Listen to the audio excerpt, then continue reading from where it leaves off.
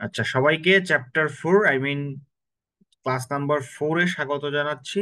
আমাদের আজকের ক্লাসটা হবে টোটালি এসে রাইটিং এর উপর। হুম। আচ্ছা, এসে রাইটিংটাই হচ্ছে একটা রাইটিং এর ফাইনাল স্টেজ আর কি। আপনি পৃথিবীর যে কোনো কিছু লেখেন, সেটা নিউজ পেপার আর্টিকেল হতে পারে, সেটা রিসার্চ পেপার হতে পারে, সেটা আপনার একাডেমিক কোয়েশ্চেন হতে পারে, কোয়েশ্চেন অ্যান্সার হতে পারে, অর্থাৎ whatever you write in bigger size, it will be counted as an এসে।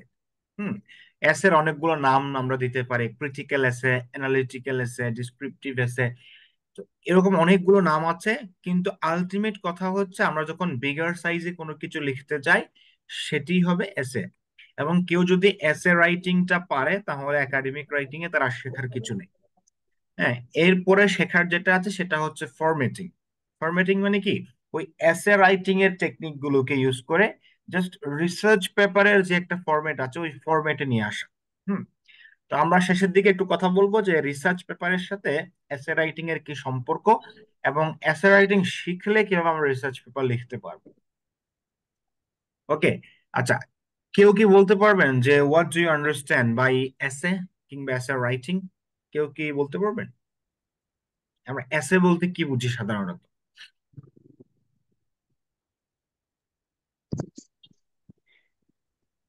এনিওয়ান? রচনা মানে একটা একটা বিষয় সম্পর্কে বিস্তারিত একটা ধারণা।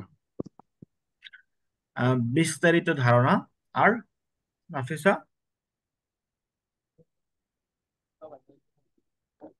An idea about? ইংলিশে বিস্তারিত বা বড় করে কোনো কিছু লেখাকে এসে বলা হয়। ওকে, ইসমাইল, এনি আইডিয়া অ্যাবাউট এসে?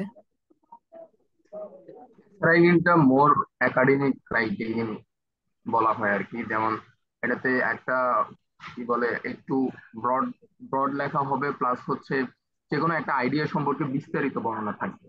আচ্ছা, আপনাদের খেয়াল থাকার কথা, গত ক্লাসে যখন আমরা কথা বলেছিলাম প্যারাগ্রাফ রাইটিং নিয়ে, সেখানে limiting the scope of the paragraph এরকম একটা কথা বলেছিলাম, ডু ইউ রিমেম্বার? কোন একটা বিষয়কে আমরা ওই স্কোপটাকে একদম স্পেসিফাই করে ফেলতাম। যেমন আমার কাছে একটা এই যে প্লাস্টিকের গ্লাস আছে, আমি যদি বলি প্লাস্টিক কাপ, তখন আমরা কন্ট্রোলিং আইডিয়ায় গিয়ে এই প্লাস্টিক কাপের স্কোপটাকে অনেক লিমিটেড করে ফেলতাম কিছু ওয়ার্ড দিয়ে।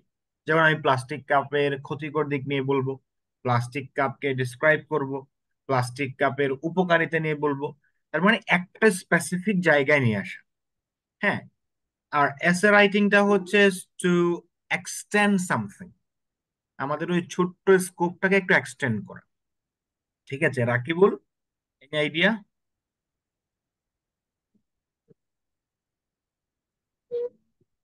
স্যার আমি ক্লাসে আসলে অ্যাটেন্ড করিনি এতক্ষণ। আমি জানতাম না যে আজকে ক্লাস আছে। No, no, we are talking about your perception about essay writing. What do you understand? Ah, sir একটু আবার রিপিট করেন প্লিজ।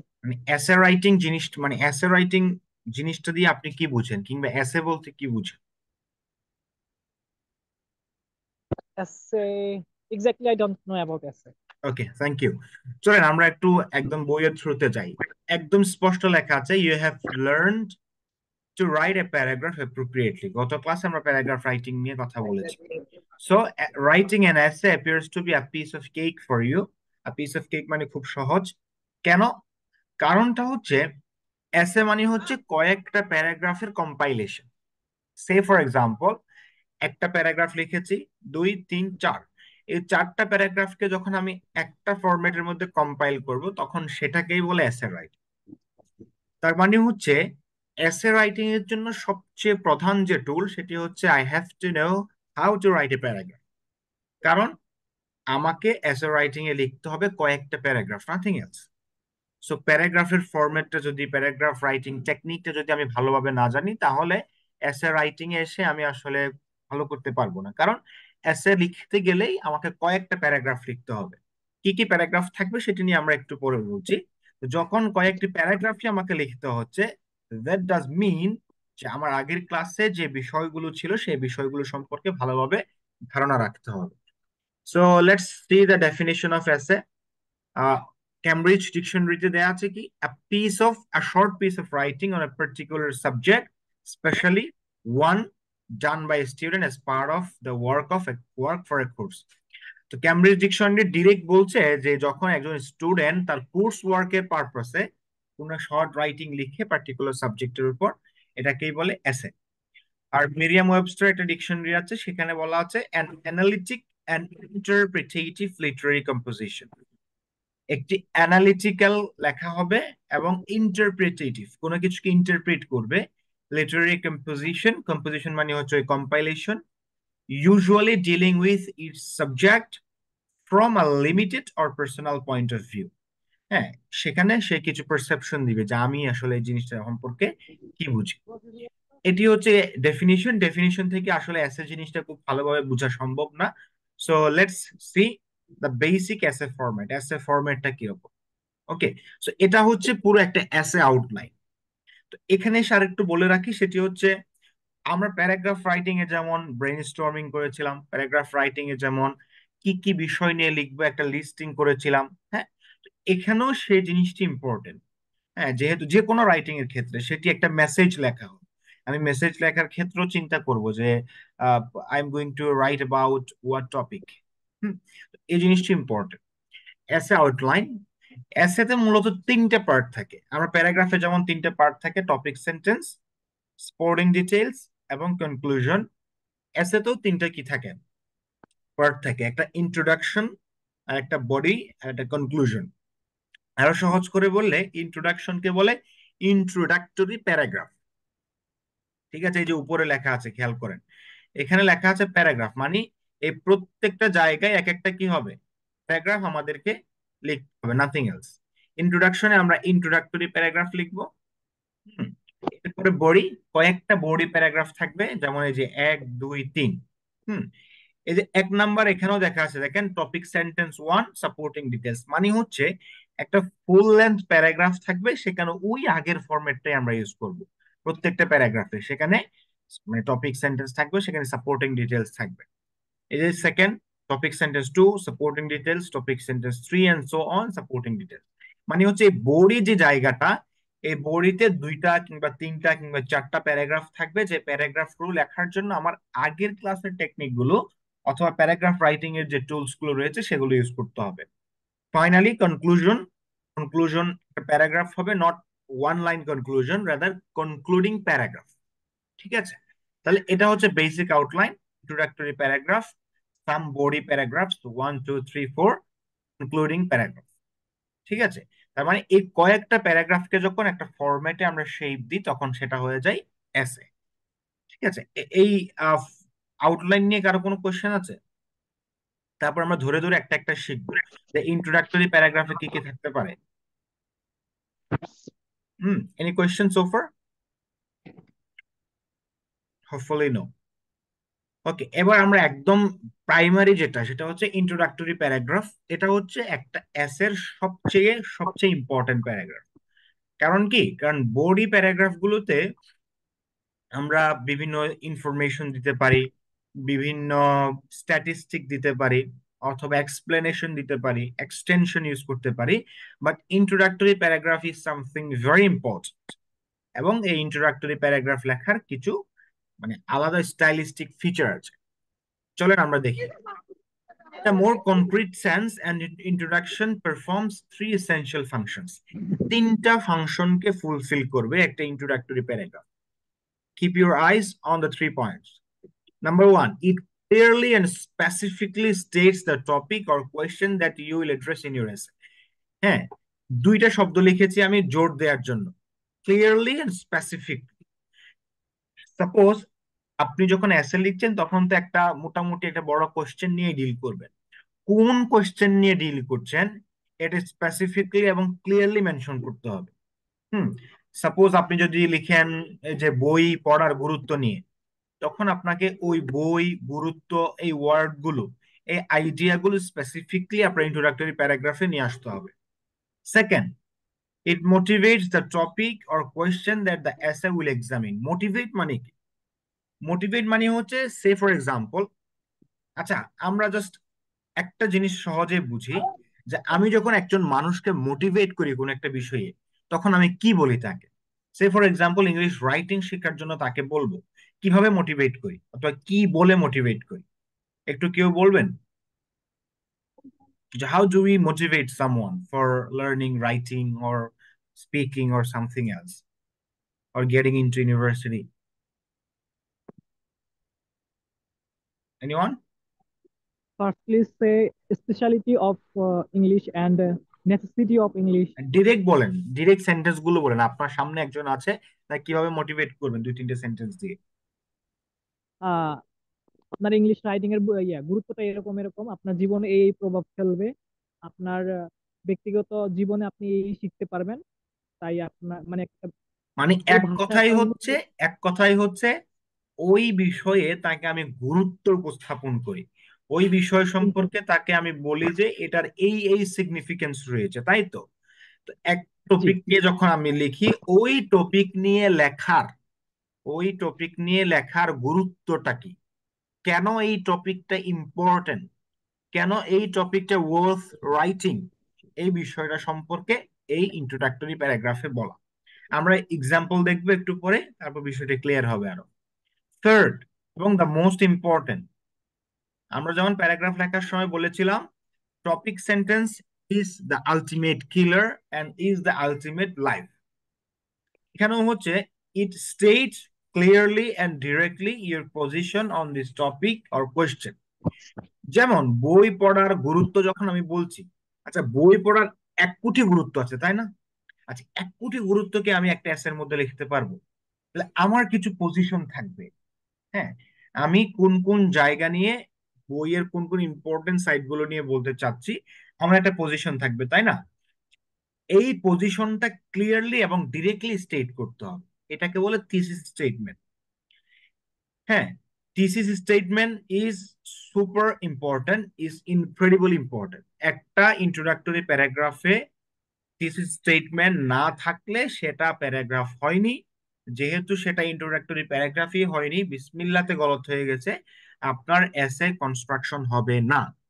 মানে আমরা এখন এসে লিখি, আল্লাহ ভরসা করে শুরু করি, যতটুকু যাওয়া যায় যাই, একটা মোটামুটি পিস অফ রাইটিং হলেই আমরা কি করি, সেটাকে কমপ্লিট করে রেখে দিই। এখন আপনারা প্রশ্ন করতে পারেন, স্যার এটা কি আমরা ওই ইন্টারমিডিয়েটে যে কম্পোজিশন রাইটিং শিখে এসেছিলাম সেটির জন্য শুধু দরকার? না, উত্তর হচ্ছে ক্লিয়ারলি না। এখানে যারা যারা পড়াশোনা করেন, পরীক্ষা দেন, ইংলিশে লিখতে হয়, সবার জন্য এই এসে ফরম্যাটটা ইম্পর্টেন্ট। আপনি কোন একটা কোয়েশ্চেন লিখছেন, সাপোজ এখানে যদি কেউ পলিটিক্যাল সায়েন্সের থাকেন, তাহলে প্রশ্ন আসলো যে আহ, মিখাইল বাখতিনের ট্রান্সলেশন থিওরিটা ব্যাখ্যা করো অথবা ইন্টারপ্রিটেশন থিওরিটা ব্যাখ্যা করো, তখনও এই উত্তরটা আমাকে লিখতে হবে এসে ফরম্যাটে, সেখানে ইন্ট্রোডাক্টরি প্যারাগ্রাফ থাকবে। যেমন আমরা যখন ইংলিশ ডিপার্টমেন্টে পরীক্ষা দিই, যেমন একটা কোয়েশ্চেন আসলো যে শেক্সপিয়রের ম্যাকবেথ নাটকে, হ্যাঁ, কে হিরো কে ভিলেন, একটা জাস্ট কোয়েশ্চেন সাপোজ, অথবা হিরোর ট্রান্সফরমেশনটা ব্যাখ্যা করো, হিরো কিভাবে রীতিমতো ট্রান্সফর্ম হয়েছে, তখনও আমরা এই এসে ফরম্যাটেই লিখি। না লিখলে ওখানে ক্রস দিয়ে দেয়, শূন্য দেয় আমাদের, যদিও ফরম্যাটটা ঠিক না থাকে। খুব ভালো আনসার লিখেছি বাট ফরম্যাটটা মেনটেন করি নাই, তাহলে যেখানে 10 পাওয়ার কথা সেখানে 6 দেয়, সেখানে সর্বোচ্চ 7 দেয়। হুম, সেজন্য যারা একদম একাডেমিক এক্সাম এক্সাম দিবেন অথবা আপনার ডিপার্টমেন্টে, তাদের জন্য এই মানে এসএ ফরম্যাটটা ইম্পর্টেন্ট। তো এস এর জন্য সবচেয়ে ইম্পর্টেন্ট পার্ট কোনটা? Introductory part. ওই ইন্ট্রোডাকশনের মধ্যে সবচেয়ে ইম্পর্টেন্ট কোনটা? Thesis statement. হ্যাঁ, তো থিসিস স্টেটমেন্ট কি সেটা একটু পরে আমরা দেখতেছি নিচের দিকে যাওয়ার পরে। এখানে একটা স্ট্রাকচারাল কম্পোনেন্ট অফ ইন্ট্রোডাকশন দেয়া আছে। একটা ইন্ট্রোডাকশনে মানে তার স্ট্রাকচারটা কেমন হবে, কিভাবে শুরু করব, কিভাবে গিয়ে শেষ করব, হুম, একটু দেখি আর কি। তো এখানে একটু বলে রাখি যে রুট ম্যাপ যেটা দেয়া আছে এটার সাথে আমি একমত না, বাট যেহেতু বিভিন্ন বইতে দেয়া আছে সেজন্য আমি এখানে এটা নিয়ে এসেছি। হুম, আমার মতে এখানে এই 5টাই হচ্ছে টোটাল কি, মানে একটা স্ট্রাকচারাল কম্পোনেন্ট অফ ইন্ট্রোডাকশন। আমি রোড ম্যাপকে স্ট্রাকচারাল কম্পোনেন্ট বলতে প্রস্তুত না, বাট কিছু কিছু বইতে আসে, সেজন্য দেখানোর জন্য আপনাদের নিয়ে আসলাম। প্রথমত opener, shared context, topic or purpose, motive, thesis statement. এগুলো হচ্ছে মানে একটা ইন্ট্রোডাক্টরি প্যারাগ্রাফ কিভাবে আস্তে আস্তে আগাবে সেই জিনিসটির কি ধারাবাহিকতা আর কি। তো চলো আমরা একটু দেখি। Here is an example of an introductory paragraph that was analyzed sentence by sentence. Okay, একটা ইন্ট্রোডাক্টরি প্যারাগ্রাফ। এখন আমরা দেখব যে ইন্ট্রোডাক্টরি প্যারাগ্রাফের যে যে বিষয়গুলো নিয়ে কথা বলেছে সেগুলো আছে কিনা। এটা একটু পড়তে পারবেন কেউ? আমাকে হেল্প করবেন পড়ার ক্ষেত্রে? Yes, sir. Yes, sir. Okay. Dublin is such a small city. Everyone knows everyone else's business. Business. This আচ্ছা, is একটা Doran's জিনিস খেয়াল lamp. করেন, এখানে একটু স্টপ করেন, একটা জিনিস খেয়াল করেন তো, এই একটা পাংচুয়েশন মার্কের ব্যবহার কি আপনারা দেখেছেন? Dublin is a small city, everyone knows everyone's business. ঠিক আছে, আমরা হলে কি করতাম? Dublin is a such small city, full stop, everyone knows everyone else business, full stop, তাই না? তো এই পাংচুয়েশন মার্ক গুলোর ব্যবহারটা একটু করে শিখতে হবে, যে কোথায় কোনটা ব্যবহার করে একটা সেন্টেন্সকে এক্সটেন্ড করা যায়। Okay, go on. This is Doran's Lament, one of many such laments in in Dubliners. A book whose very title seems to presage a comprehensive portrait of Ireland's capital city. Joyce makes full use of the advantages Dublin offers as a setting, both national capital and provincial town. The city was the ideal site for cutting and often sketching. dissections of this land. Sketching, scathing, scathing dissections of this land. It would be unfortunate, however, to see Dubliners merely as an ethnographic study. Ethnographic. Ethnographic study. For Joyce, commentary has a broader scope. Dublin comes to serve as a local for a drama which is played out all over the world. A drama about home. Joyce studies the nature of home, what it is and what it means to live it, however different his character may be. ওকে, আমরা এখানেই রাখি, আমরা এখানেই রাখি। এখানেই রাখি। এবার আমরা একটু অ্যানালিসিস করার চেষ্টা করি। হ্যাঁ, অ্যানালিসিস করার চেষ্টা করি যে বিষয়টা কিভাবে আগাচ্ছে। একটা জিনিস এখানে বলে রাখি, যে একটা জিনিস দেখতে পাচ্ছেন, জয়েসিস কমেন্টারি, এটাকে বলে ইনটেক্সট সাইটেশন। যে একটা লেখার মধ্যে কিভাবে আরেকজনের মতামত আমরা ঢুকাবো এবং সেটা লেখার ক্ষেত্রে কিভাবে লিখবো। তো এটি নিয়ে আমরা একটু করে কথা বলবো শেষের দিকে, ইনটেক্সট সাইটেশন কিভাবে করতে হয় একটা critical analytical writing A. Okay, Dublin is a small city, everyone knows everyone's else business. আচ্ছা, এই জিনিসটা কি বলেন তো? এই সেন্টেন্সটা পড়লে এই পুরো ইন্ট্রোডাক্টরি প্যারাগ্রাফের আপনি টপিকটা বুঝতে পারেন না, আসলে সে কোন টপিক নিয়ে কথা বলবে। ডাবলিন নিয়ে, তাই না? সেজন্য দেখেন, এই যে Dublin is such a city, everyone knows everyone else's business, এটাকে বলা হয় ওপেনার। ওপেনার মানে কি? আপনি একটা জেনারেল স্টেটমেন্ট দিয়ে, টপিক সম্পর্কে একটা জেনারেল স্টেটমেন্ট দিয়ে আপনি কি শুরু করবেন? সেন্টেন্সটা লেখা শুরু করবেন। সে জায়গায় এই যে এটাকে কি বলে আপনারা জানেন? এই চিহ্নটাকে? অ্যাপেন্ডিক্স। না না না না, এটাকে বলে ব্যালন, বুঝেন না ব্যালন?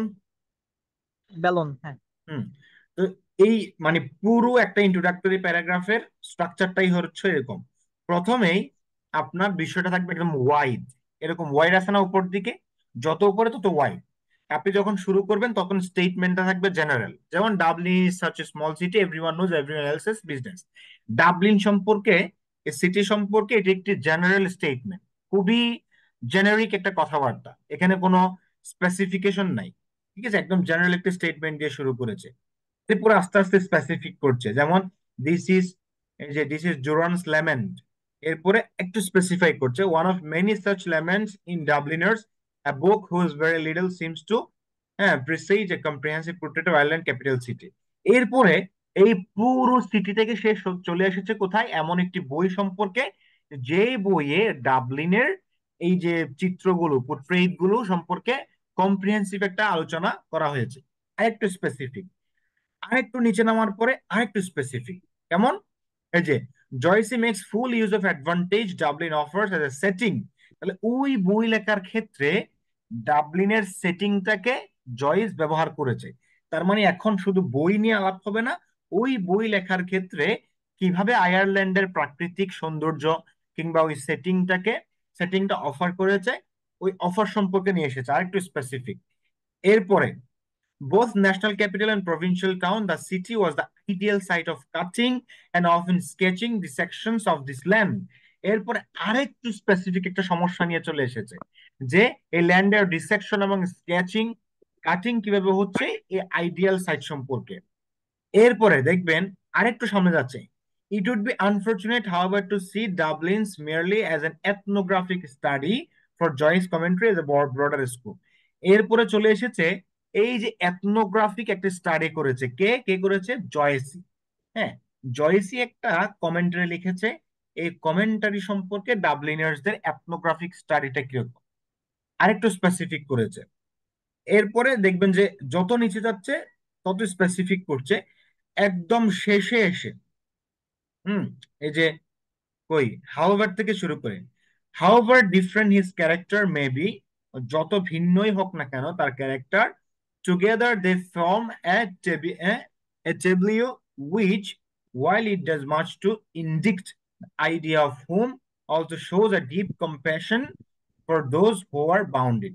মূল কথা হচ্ছে এটা, এই যে এই কি বলে এটার কালারের নামও তো জানি না, এই যে হাউভার দিয়ে যেটা শুরু হয়েছে, এতক্ষণ ধরে এত কথা বলার মূল কারণটা হচ্ছে আমি এই বিষয়টা বলতে চাই যে এটার ক্যারেক্টার যতই ডিফারেন্ট হোক না কেন, এই এই ফাংশন গুলো এই শহরটি কিংবা এই এথনোগ্রাফিক স্টাডিটি অথবা এই কমেন্টারিটি সম্পন্ন করে। ঠিক আছে, তাহলে সেজন্য আমরা বলছি একটা ইন্ট্রোডাকশন শুরু হবে একটা ওয়াইড রেঞ্জ অফ স্টেটমেন্ট দিয়ে, আস্তে আস্তে সেটা স্পেসিফিক হবে। আমরা যদি আরো সহজ একটা উদাহরণ দেখি, তাহলে আমরা যদি লিখি ইয়া নিয়ে, কোটা নিয়ে, এখন কোটা মুভমেন্ট হচ্ছে, সো আমরা যদি লিখি the importance of quota movement, এটা হচ্ছে আমাদের প্যারাগ্রাফ অ্যাসেট টপিক। আমরা শুরু করব কি দিয়ে? শুরু করব কোটা সম্পর্কে একটা জেনারেল স্টেটমেন্ট দিয়ে। এরপরে লিখবো কি? এরপরে দিব কনটেক্সট। এই যে এখানে লেখা আছে context, the problem you are addressing. এরপরে আমি লিখবো কোটা কিভাবে আমাদের সমাজে কিংবা আমাদের এই শিক্ষার্থীদের মধ্যে বৈষম্য তৈরি করছে। থার্ডলি লিখবো আমার পজিশন। আমার পজিশন মানে কি? আমি আসলে কোটার কোন জায়গায়, আমি কি কোটার পক্ষে না বিপক্ষে। ফাইনালি লিখবো কেন আমি বিপক্ষে। আমার পজিশনের পরে গিয়ে আমি লিখবো কেন আমি বিপক্ষে। তাহলে প্রথমে শুরু হবে কোটা, কোটার একটা, এরপরে লিখবো কি কোটার কনটেক্সট, কোটার ফলে আমাদের কি কি হচ্ছে, এরপর আমার পজিশন আমি উপস্থাপন করব। ফাইনালি গিয়ে যেটাকে আমি থিসিস স্টেটমেন্ট বলছি, ওই থিসিস স্টেটমেন্টে গিয়ে আমি লিখবো যে কিভাবে মানে এই মানে আমার পজিশনটাকে কোন কোন আর্গুমেন্ট আমার পজিশনটাকে ব্যাকআপ করে, কেন আমার পজিশনটা ভ্যালিড। এভাবে আমরা একটা ইয়া লিখবো। আমরা একটু অ্যানালিসিসে যাই যে ওপেনার হচ্ছে কি, Dublin is a small city, opener মানে হচ্ছে জেনারেল স্টেটমেন্ট এক কথায়। এরপরে শেয়ার্ড কনটেক্সট, কনটেক্সটটা বলেছে তো কোন কনটেক্সটে সে লেখাটা লিখতে চাচ্ছে। এরপর তার মোটিভটা কি, ইট উড বি আনফরচুনেট। হ্যাঁ, এই যে এথনোগ্রাফিক স্টাডি যদি জয়েসের কমেন্ট্রি এই ব্রডার স্কোপটা যদি মানে শুধুমাত্র দেখা হয় অথবা এথনোগ্রাফির দৃষ্টিতে দেখা হয়, সেটি খুব বেশি সুবিধার হবে না, এটা লিখেছে। এরপরে এই যে টপিক অথবা পারপাস, আমি কেন লিখছি এক কথায় মানে আমার পজিশনটা কি। এরপর থিসিস স্টেটমেন্টে গিয়ে আমার ওই পজিশনকে আমি ভ্যালিডেট করব, যে কেন আমার পজিশনটা ভ্যালিডেট, জাস্ট পয়েন্ট গুলো লিখবো। যে যেহেতু এটা বৈষম্য তৈরি করছে, যেহেতু এটা স্টুডেন্টদেরকে ডিমোটিভেট করছে, যেহেতু এটি একটা গোষ্ঠীকে আলাদা অবৈধ সুবিধা দিচ্ছে, দ্যাটস ওয়াই আমি এই কোটা মুভমেন্টকে মনে করি অনেক বেশি important, because quota movement will eradicate inequality in student, মানে স্টুডেন্টদের মধ্যে ইনইকুয়ালিটি দূর করবে। এরপর আরো কি করবে? It will not provide any extra or any extravagant opportunity to a certain amount of student. এরপর আমি